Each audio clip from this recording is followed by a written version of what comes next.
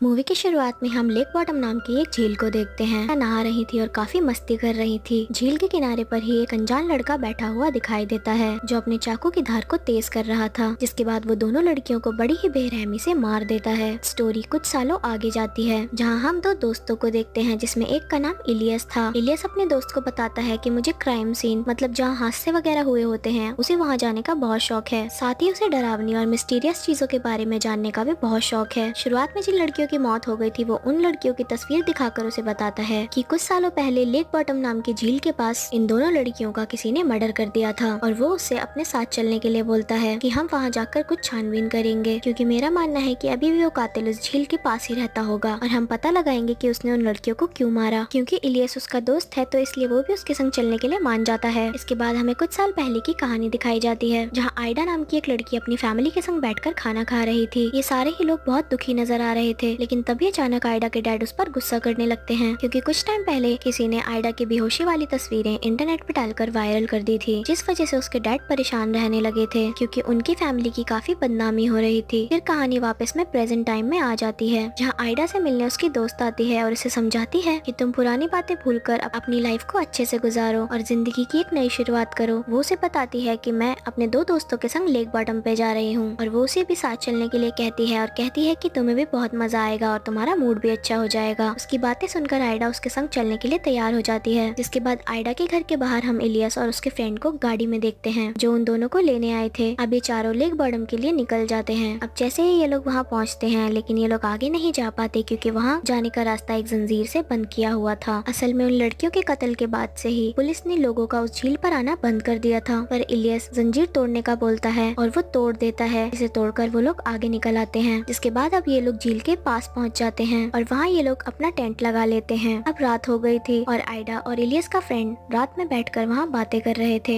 जहाँ वो आइडा को उन दोनों लड़कियों के मर्डर के बारे में बता रहा होता है। आइडा उसे बताती है कि हाँ मैंने भी सुना था इस केस के बारे में। तभी उनके बाकी दोनों दोस्त भी वहाँ आ जाते हैं। अब इलियस का फ्रेंड उन्हें बताता है कि मैंने उस खूनी के बारे में थोड़ी सी रिसर्च की है, जिससे मेरा मानना है कि इस जगह को ही अपना घर समझकर इस जगह से बहुत प्यार करता है। जैसे हम लोगों को अपने घरों में कोई अनजान शख्स अच्छा नहीं लगता, वैसे ही उस खूनी को भी यहाँ आने वाले लोग अच्छे नहीं लगते, इसीलिए वो यहाँ आने वाले लोगों पर पहले वो नजर रखता है और फिर मौका मिलते ही उन्हें मार देता है, वो भी काफी बेरहमी से, ताकि डर की वजह से कोई दोबारा यहाँ आने की गलती ना करे। और अगर वो यहाँ रहता हुआ तो वो छुपकर जरूर हम पर भी नजर रख रहा होगा। अब वो लोग टेंट में सोने के लिए जाने लगते हैं, पर तभी आइडा की नजर झील की दूसरी तरफ जाती है जहाँ कोई टॉर्च लेकर खड़ा हुआ था और वो इन लोगों को ही देख रहा था। अब आइडा को शक होने लगता है तो वो इलियस के उस दोस्त को बताती है, लेकिन इलियस का दोस्त उसे कहता है कि घबराओ नहीं, वहाँ कोई नहीं है और मुझे नहीं लगता कि हमारे अलावा यहाँ किसी ने आने की हिम्मत भी की होगी। जिसके बाद अब वो तो सोने चला जाता है लेकिन आइडा सोने नहीं जाती, बल्कि वो तो नहाने के लिए झील में चली जाती है और उसे तभी महसूस होता है कि जैसे उस पर कोई नजर रखे हुए है। वो जैसे ही पीछे मुड़कर देखती है तो वहाँ पर इलियस होता है। उसकी हरकत आइडा को बिल्कुल भी पसंद नहीं आती तो वो उसे बुरा भला बोलकर अपने टेंट में आ जाती है। अब जब ये चारों सो रहे थे तो आइडा को आधी रात को फिर से किसी के होने का एहसास होता है। इस बारे में वो अपने दोस्त और इलियस को बताती है और इलियस चेक करने के लिए बाहर जाता है, पर काफी देर गुजरने के बाद भी जब इलियस वापस नहीं आता तो इन तीनों को उसकी बहुत चिंता होने लगती है। वो उसे आवाजें भी लगाते हैं पर आगे से कोई जवाब नहीं आता। अब बहुत ज्यादा टाइम बीत जाता है लेकिन वो अभी तक वापस नहीं आता। तभी एकदम से वहाँ पर इलियस आकर इन्हें डरा देता है। अब थोड़ी देर बाद आइडा की फ्रेंड वॉशरूम के लिए अकेले ही वहाँ से चली जाती है। उसके पीछे पीछे इलियस भी चला जाता है ताकि वो उसे प्रोटेक्ट कर सके। उनके जाने के बाद जब आइडा और इलियस का दोस्त बातें कर रहे थे तो तभी अचानक एक बड़ी सी लकड़ी उनके टेंट पर आकर गिर जाती है, जिससे वो दोनों बहुत डर जाते हैं। तभी वो आइडा को समझाता है कि घबराओ मत, ये सब इलियस की ही शरारत है और वो लकड़ी गिराकर हमें डराने की कोशिश कर रहा है। इतना कहकर वो बाहर चेक करने जाता है लेकिन बाहर तो कोई भी नहीं होता, इसीलिए वो वापस आकर आइडा से कहता है कि पक्का ये हरकत इलियस ने ही की है और जब वो वापस टेंट में आएगा तो मैं उसे सबक सिखा कर ही रहूंगा। तभी हम किसी अनजान आदमी को टेंट के बाहर देखते हैं जो चाकू से उस पर वार करके वहाँ से भाग जाता है। अब आइडा जब उसके मुँह से खून निकलता हुआ देखती है तो वो बहुत ही ज्यादा डर जाती है और टेंट से बाहर आकर अपने दोस्तों को आवाज लगाकर बुलाने लगती है। अब वो दोनों जब आइडा की आवाज सुनते हैं तो तुरंत भागकर वहाँ पर वापस आ जाते हैं और वो इलियस के फ्रेंड की हालत देखकर काफी घबरा जाते हैं क्योंकि उसकी हालत बहुत बुरी थी। वो काफी जख्मी और खून में लथपथ था। उन्हें कुछ समझ नहीं आता कि ये किसने किया होगा और अब हमें आगे क्या करना चाहिए। अब ये तीनों अपनी जान बचाने के लिए जंगल से बाहर जाने लगते हैं। इसी बीच आइडा की फ्रेंड गिर जाती है और उसके पैर में काफी चोट आ गई थी और वो आगे नहीं बढ़ सकती थी, इसलिए वो उन दोनों को आगे जाने का कहती है। जिसके बाद वो दोनों ऐसा ही करते हैं हैं वो दोनों आगे जाकर मदद लाने की बात कहते हैं। रास्ते में इलियस आइडा से कहता है कि मैं तुमसे काफी वक्त से अकेले में बात करना चाह रहा था। वो उसे बताता है कि जो तुम्हारी बदनामी हो रही थी वायरल तस्वीरों वाली, मैंने उसके बारे में बहुत छानबीन की है, जिससे मुझे पता चला कि जब तुम बेहोश हो गई थी तुम्हारी तस्वीरें किसी ने ली ही नहीं, बस सिर्फ तुम्हें बदनाम करने के लिए वो ऐसी अफवाह उड़ा दी थी। और अगर तुम्हें मेरी बातों पर विश्वास नहीं है तो अभी तक तुमने वो तस्वीरें क्यों नहीं देखी? और तो और मैंने भी अभी तक वो तस्वीरें नहीं देखी जिस बारे में मैं इतनी इन्वेस्टिगेट कर रहा था। और यही नहीं, तुम्हारी तस्वीरें तो पुलिस को भी नहीं मिली क्योंकि ऐसी कोई तस्वीरें है ही नहीं। इलियस अभी ये सारी बातें बता ही रहा होता है कि तभी नकाब पहने हुए कोई इंसान आकर चाकू से उस पर वार कर देता है, जिससे उसकी भी वही मौत हो जाती है। अब जैसे ही वो इंसान अपना नकाब हटाता है तो हम देखते हैं कि इलियस को मारने वाला और कोई नहीं, आइडा की वो दोस्त ही थी। अब यहाँ हमें पता चलता है कि आइडा को लगता था कि उसकी जो तस्वीरें वायरल हुई थी वो इलियस ने ही की थी, जिसकी वजह से उसकी बहुत बदनामी हुई और उसकी वजह से उसे बहुत सारी मुश्किलों का सामना करना पड़ा। साथ ही उसके डैड ने भी सुसाइड कर लिया। इसीलिए आइडा ने फैसला किया कि वो अपना बदला इलियस से जरूर लेगी। और जब उसकी दोस्त ने उसे आकर बताया कि मैं और इलियस उसके दोस्त के संग लेक बॉटम जा रहे हैं छुट्टियां मनाने, तब आइडा ने ही उसकी दोस्त के साथ मिलकर इलियस को मारने का प्लान बनाया था। इसका मतलब था वो इसी मकसद के लिए यहाँ पर आए थे ताकि वो इलियस से अपना बदला ले सके। लेकिन अब वो दोनों ये सोच रहे थे कि इलियस को तो हमने मारा, लेकिन उसके दोस्त को किसने मारा है। जिसके बाद आइडा की दोस्तों से कहती है कि अब हमें इन दोनों की लाशों को ठिकाने लगाना होगा और सुबह होने से पहले ही हमें यहाँ से निकलकर अपने घर जाना होगा ताकि इन दोनों के मर्डर का इल्जाम हम पर ना आए। तो इसीलिए ये दोनों अपने बैग से सूट निकालकर पहन लेते हैं ताकि ये लोग जब उन लाशों को ठिकाने लगाएं तो इनकी उंगलियों के निशान उनकी लाशों पर ना रह जाएं। जिसके बाद ये दोनों उन लाशों को बैग में डालकर झील में फेंक कर अपनी गाड़ी में आ जाते हैं। आइडा की दोस्त उसे बताती है कि गाड़ी की चाबी तो इलियस के पास थी जो उसकी लाश के साथ झील में ही चली गई है, और अब क्योंकि इनके पास यहाँ से निकलने का कोई और रास्ता नहीं था तो वो लोग झील में वापस जाकर चाबी लाने का फैसला करते हैं। जिसके बाद आइडा अपना सूट उतार कर झील में वापस जाती है और आखिरकार चाबी ले ही आती है। जिसके बाद ये लोग गाड़ी में बैठकर वहाँ से निकल जाते हैं। अब रास्ते में आइडा इलियस की बताई हुई बातों के बारे में सोचने लगती है और इस बारे में अपनी दोस्त को भी बताती है, जिस पर उसकी दोस्त कहती है कि नहीं, वो झूठ बोल रहा होगा, मैंने देखी थी तुम्हारी तस्वीरें। जिसकी बातें सुनकर आइडा को अभी भी शक होने लगता है। जिसके बाद वो उससे पूछती है कि अगर तुमने वो तस्वीरें देखी थी तो मुझे, इलियस और पुलिस को वो तस्वीरें क्यों नहीं मिली। आइडा के सवाल के बाद उसे उसकी दोस्त सच बता ही देती है। वो उससे कहती है कि हाँ, इलियस ने तुम्हें सही बताया, किसी ने भी तुम्हारी तस्वीरें नहीं खींची थी, मगर उस बारे में अफवाह हर जगह मैंने फैलाई थी। ये सुनकर आइडा एकदम हैरान रह जाती है, साथ ही वो रोने लगती है क्योंकि उसकी अपनी दोस्त ने ही उसे बदनाम किया था। इसके बाद वो उससे पूछती है कि आखिर तुमने ऐसा क्यों किया, और मैं तो तुम्हारी दोस्त थी। जिस पर उसकी दोस्त इसकी वजह बताती है कि स्कूल में तुम इलियस के काफी करीब होती जा रही थी, साथ ही जब भी तुम मुझसे मिला करती थी बस इलियस की ही बातें किया करती थी, जिससे मुझे लगने लगा कि अगर ऐसा ही चलता रहा तो तुम्हारी दोस्ती इलियस से हो जाएगी, और अगर तुम दोनों दोस्त बन गए तो मुझसे तुम दूर चली जाओगी, और इसी वजह से मैंने तुम्हें इलियस से दूर करने के लिए एक प्लान बनाया। और जब तुम पार्टी में आई तो मैंने तुम्हारी जूस में दवाई मिला दी जिससे तुम बेहोश हो गई, और तुम्हें रूम में लिटाने के बाद मैंने बाहर आकर तुम्हारी उन फोटोज वाली बात हर जगह फैला दी। पर आइडा, मैंने ऐसा कभी नहीं सोचा था कि मेरा ऐसा करने से तुम्हारी लाइफ इतनी डिफिकल्ट हो जाएगी और तुम्हारी जिंदगी में इतनी सारी मुसीबतें आ जाएंगी। अब ये सारी बात जाने के बाद आइडा रोने लगती है और उससे कहती है कि तुम्हारी वजह से ही 3 बेकसूर लोगों की जान चली गई, इलियस, उसका दोस्त और मेरे डैड की। लेकिन अब मैं भी चुप बैठने वाली नहीं हूँ और मैं घर पहुँचकर पुलिस को ये सारी बातें बता दूंगी, साथ ही इन दोनों के मर्डर के बारे में भी सब कुछ सच सच बता दूंगी। ये सुनकर उसकी दोस्त उसे ऐसा करने से मना कर देती है, लेकिन आइडा उसकी एक नहीं सुनती। इसीलिए उसकी दोस्त गुस्से में गाड़ी में रखा हुआ रेंच उठाकर उसके मुंह पर मार देती है, जिससे उसे चोट लग जाती है और खून निकलने लगता है। अब पलटकर आइडा भी उसे मारने लगती है और चलती हुई गाड़ी में ही दोनों की हाथापाई होने लगती है। इसी बीच आइडा की दोस्त सड़क के बीचों बीच एक आदमी को खड़ा हुआ देखती है। अब एक्सीडेंट ना हो इसीलिए वो गाड़ी को साइड में मोड़ लेती है, पर गाड़ी इतनी जोर से आकर रुकती है कि छोटा सा एक्सीडेंट हो ही जाता है, जिसके बाद आइडा बेहोश हो जाती है। उस आदमी के साथ साथ उसके साथ एक कार भी थी और वो आदमी अब धीरे धीरे इनकी तरफ बढ़ने लगता है। ये आदमी और कोई नहीं बल्कि वही है जिसने इलियस के दोस्त को मारा था, और अब उसे अपनी तरफ आता हुआ देखकर उसकी दोस्त काफी घबरा जाती है और आइडा को होश में लाने की कोशिश करती है। जिसके बाद वो खूनी गाड़ी के पास आ ही गया था और टॉर्च मारकर जब वो गाड़ी में उन दोनों को देखता है तो एक चेन से वो अपनी गाड़ी को उनकी गाड़ी से बांध लेता है ताकि वो उसे टो कर सके, मतलब उसे खींचकर अपने साथ ले जाने के लिए। जिसके बाद वो अपनी गाड़ी में बैठकर काफी स्पीड से वो उनकी गाड़ी को भी अपने साथ ले जाने लगता है। इसी दौरान आइडा को भी होश आ जाता है और वो दोनों ये देखकर काफी डर जाती हैं और इस मुसीबत से कैसे निकलना है वो इसके बारे में सोचने लगती हैं। तब उसकी दोस्त उसे कहती है कि तुम गाड़ी के पीछे वाले दरवाजे से कूद जाओ और बाद में मैं भी ऐसे ही करूंगी। अब जैसे ही आइडा पीछे जाकर कूदने ही वाली थी कि तभी एकदम से उनकी गाड़ी उछलकर पलट जाती है और उनका एक बहुत बड़ा एक्सीडेंट हो जाता है, जिस वजह से दोनों लड़कियां बहुत ज्यादा इंजर्ड हो जाती जाती हैं। अब उस कातिल की गाड़ी भी रुक गई थी, इसलिए वो दोबारा से उनकी तरफ आने लगता है। अब तक आयडा को भी होश आ गया था और वो अपनी दोस्त को होश में लाकर वहाँ से भागने को कहती है, पर उसकी दोस्त आयडा को यहाँ से अकेले छोड़कर जाने के लिए मना कर देती है, जिस पर आयडा उसे समझाती है कि मैं बहुत जख्मी हूँ, तुम्हारे साथ नहीं आ सकती। उसकी बात सुनकर वो आखिरकार भाग ही जाती है और वो जंगल के अंदर चली जाती है, जिसे खूनी ने भी देख लिया था, तो इसीलिए वो अपने डॉग को उसके पीछे लगा देता है। यहाँ हमें इस खूनी का फेस दिखाया जाता है, जो और कोई नहीं बल्कि वही आदमी है जिसको हमने मूवी की शुरुआत में देखा था, जिसने उन दोनों लड़कियों का भी खून किया था। असल में इलियस के दोस्त ने जो अफवाहें इस जंगल और उस खूनी के बारे में सुनी थी, वो सब सच थी। ये कातिल शुरुआत से ही इन चारों पर नजर रखे हुए था ताकि वो इन्हें भी मार सके। अब नेक्स्ट सीन में हम उस कातिल को देखते हैं जो झील किनारे बैठा हुआ था और उसने अपने पास में ही आयडा और उसकी दोस्त को पकड़कर बांधा हुआ था। उसने उन दोनों की कार को झील में फेंककर उन्हें यहाँ बंदी बना लिया था और उन दोनों के हाथ पैर बांधकर चेहरे को कपड़े से ढका हुआ था और अब वो अपने चाकू की धार को तेज कर रहा था, जिसके बाद वो उनकी तरफ बढ़ने लगता है। सबसे पहले वो आयडा को पकड़कर उसे एक अंडरग्राउंड जगह पर फेंक देता है, जहाँ पर और बहुत सारी लाशें पड़ी हुई थी, जिसके बाद वो उसकी दोस्त को पूरी तरह से टॉर्चर करके मार डालता है और आयडा के पास आकर उसके चेहरे पर हाथ फेरने लगता है। अब नेक्स्ट मॉर्निंग हमें दिखाया जाता है कि खूनी ने आयडा को नहीं मारा था, बल्कि उसे तो उसके घर के बाहर छोड़ दिया था। कातिल ने असल में ऐसा इसलिए किया था ताकि सारे कत्लों का इल्जाम आयडा के ऊपर आ जाए, क्योंकि उसकी तस्वीरों वाली बातों को लेकर उसके पास वजह बन गई थी ऐसा करने की। अब उसकी तीनों दोस्तों की लाशों को ढूंढ लिया जाता है और उन तीनों के कत्ल के इल्जाम में आयडा को भी गिरफ्तार कर लिया जाता है। हालांकि आयडा सबको समझाने की कोशिश करती है कि उसने ऐसा नहीं किया, बल्कि लेक बॉटम के एक कातिल ने किया है, लेकिन कोई भी उसकी बात पर विश्वास नहीं करता और उस बेकसूर को ही दोषी ठहराया जाता है, जबकि कातिल तो कोई और था और अभी आजाद घूम रहा था। अब इसके बाद हम कुछ दोस्तों को उसी झील के पास देखते हैं जो पार्टी करने के लिए वहाँ पर आए थे और हर बार की तरह खूनी छुपकर इन पर भी नजर रखे हुए था। और इसी के साथ ये मूवी यहाँ पर एंड हो जाती है। Thank you for watching.